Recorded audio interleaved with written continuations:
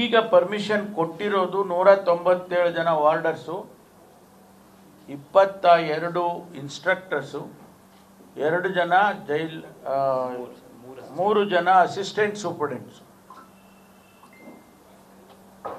Proposal ಕೊಟ್ಟಿರ್ತಕ್ಕಂಥದ್ದು 983 ವಾರ್ಡರ್ಸು, 17 ಜನ jailers.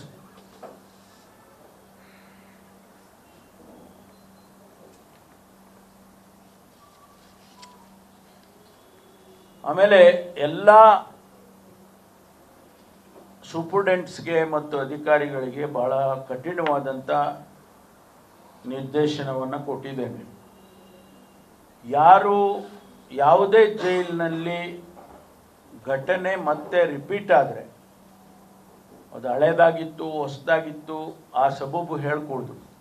ಹಳೇದಾಗಿದ್ದರೂ ಕೂಡ ಅದು ಫೋನ್ ಅಂತೂ ಒಳಗಡೆ ಹೋಗಿದೆ, ಯಾವಾಗ ಹೋಗಿದೆಯೋ ಆ ಸಂದರ್ಭದಲ್ಲಿ ಯಾವ ಅಧಿಕಾರಿ ಇರ್ತಾರೆ ಅವ್ರ ಮೇಲೆ ಕ್ರಮ ಆಗುತ್ತೆ.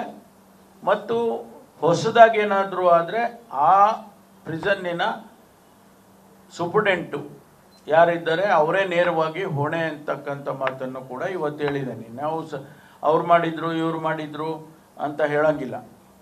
ನೀವೇ ನೀವು ಹೆಡ್ ಆಫ್ ದಿ ಪ್ರಿಸನ್ ನೀವು ಇರುವಾಗ ನೀವು ಅದನ್ನೆಲ್ಲ ನೋಡ್ಕೋಬೇಕಲ್ಲ. ನಿಮ್ಮ ಕೆಳಗಿನವ್ರು ಏನು ಮಾಡ್ತಾರೆ, ಕೆಲಸ ಮಾಡ್ತಾರೆ ಅಂತ ನೀವು ನೋಡದೇ ಇದ್ದರೆ ನೀವು ಹೆಡ್ ಅಂತ ಹೆಂಗೆ ಅನ್ನಿಸ್ಕೊಳ್ತೀರಿ? ಅದಕ್ಕೋಸ್ಕರ ನೀವೇ ಅದಕ್ಕೆ ನೇರವಾಗಿ ಹೊಣೆ ಅಂತ ಹೇಳಿ ಅವರಿಗೆ ಸೂಚನೆಯನ್ನು ಇವತ್ತು ಭಾಳ ಕಠಿಣವಾಗಿ ಕೊಟ್ಟಿದ್ದೇನೆ. ಆಮೇಲೆ ಡೈರೆಕ್ಟಾಗಿ ಹೆಡ್ ಕ್ವಾರ್ಟರ್ಸ್ ಜೊತೆ ಸಂಪರ್ಕ ಇರಬೇಕು. ಮತ್ತು ಸೀನಿಯರ್ ಆಫೀಸರ್ಸು, ನಮ್ಮ ಹೆಡ್ ಕ್ವಾರ್ಟರ್ಸಿಂದ ಸೀನಿಯರ್ ಆಫೀಸರ್ಸು ಆಗಾಗ್ಗೆ ಪಿರಿಯಾಡಿಕಲ್ ವಿಸಿಟ್ ಮಾಡಲೇಬೇಕು.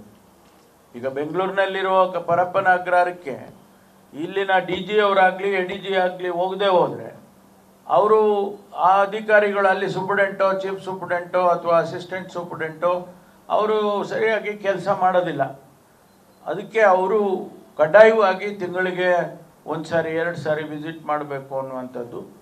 ಆಮೇಲೆ ಪ್ರತಿ ಜಿಲ್ಲೆಯಲ್ಲಿ ಜಿಲ್ಲಾಧಿಕಾರಿ ಮತ್ತು ಸೂಪರ್ಡೆಂಟ್ ಆಫ್ ಪೊಲೀಸ್ ಅವರು ಜೈಲಿಗೆ ವಿಸಿಟ್ ಮಾಡಬೇಕು, ರಿಪೋರ್ಟ್ ಕೊಡಬೇಕು.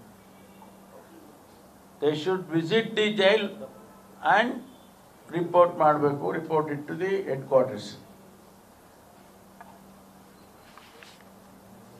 ಇಷ್ಟು ತೀರ್ಮಾನಗಳನ್ನು ಇವತ್ತು ಈ ಸಭೆಯಲ್ಲಿ ನಾವು ತೆಗೆದುಕೊಂಡಿದ್ದೇವೆ. ಮುಂದೆ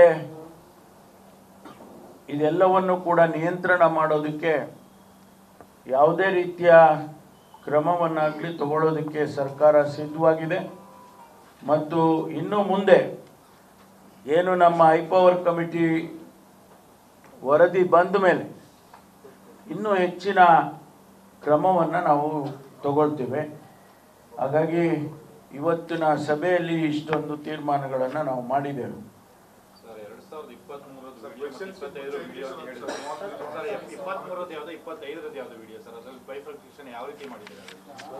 ಅದೆಲ್ಲ ಎನ್ಕ್ವೈರಿನಲ್ಲಿ ಬರುತ್ತಿದೆ ನಮ್ಮ ಹತ್ರ, ಬಟ್ ಅದು ರಿಪೋರ್ಟ್ ಬಂದ ಮೇಲೆ ಗೊತ್ತಾಗುತ್ತೆ ಇನ್ನೂ ಡೀಟೇಲ್ ಆಗಿ. ನನ್ನ ಹತ್ರ ಇದೆ ಕೆಲವೆಲ್ಲ, 23ರದ್ದು ಯಾವುದು 25ರದ್ದು ಯಾವುದು ನಮ್ಮ ಹತ್ರ ಇದೆ. ಈಗ ಬಂದಿರೋ 5-6 ಬಂದಿದೆಯಲ್ಲ, ಆ 5-6ರಲ್ಲಿ 3 23ರದ್ದು, 2 20 ಲೇಟೆಸ್ಟು, ಅಂದರೆ 3 ತಿಂಗಳು 4 ತಿಂಗಳು ಗೊತ್ತಿಲ್ಲ. ಇನ್ನೂ ಹೊರತುಪಡಿಸಿ ಆಚೆ ಬಂದ ಮೇಲೆ ಗೊತ್ತಾಗೋದಲ್ಲ. ಆಮೇಲೆ ಇನ್ನೂ ಒಂದೇನಪ್ಪ ಅಂದರೆ, ಈಗ ತಾವು ಮೀಡಿಯಾದವರು ಹಾಕ್ಬಿಡ್ತೀರ, ನಾವು ನಿಮ್ಮನ್ನು ಕೇಳ್ತೀವಿ. ಇನ್ಮೇಲೆ ನಿಮ್ಮನ್ನು ಕೂಡ ನಿಮಗೆ ಹೆಂಗೆ ಸೋರ್ಸ್ ಏನು ನಿಮ್ಮದು ಅಲ್ಲ, ನಾವು ಕೇಳ್ತೀವಿ. ನೀವು ಕೊಡೋದು ಬಿಡೋದು ನಿಮಗೆ ಬಿಟ್ಟಿವಿ, ನಾವು ಕೇಳ್ತೀವಿ. ನೀವು ಹಾಕಿದ್ದೀರಾ, ನಿಮ್ಮ ಸೋರ್ಸ್ ಏನು ಅಂತಲೂ ಕೇಳ್ತೀವಿ. ಯಾಕಂದರೆ ನಿಮಗೂ ಜವಾಬ್ದಾರಿ ಇದೆ. ನೀವು ಬೇಜವಾಬ್ದಾರಿಯಿಂದ ಏನು ಹಾಕಲ್ಲ, ನೀವು ಜವಾಬ್ದಾರಿಯಿಂದನೇ ಹಾಕ್ತೀರಾ. ಅಂದಮೇಲೆ ನಿಮಗೆ ಗೊತ್ತಿದೆ ಅಲ್ವಾ ಯಾರು ಕೊಟ್ಟರು ನಿಮಗೆ ಅಂತ.